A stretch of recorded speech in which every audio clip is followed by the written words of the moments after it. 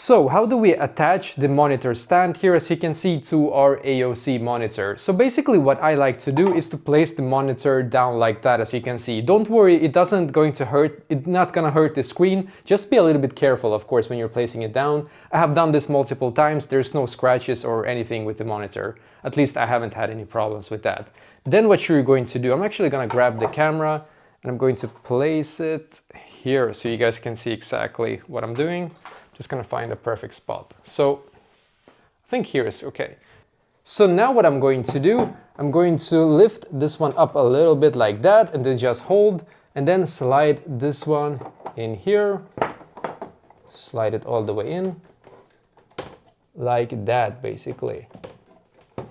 And now just gonna make sure that the cables isn't in the way. Yep, should be fine now. So basically, this is exactly how to actually attach it here, as you can see. Should be attached right now. Sometimes you hear a clicking sound, sometimes you don't. It doesn't matter, to be honest. But now it's in there, as you can see perfectly. And that is exactly how to actually attach it.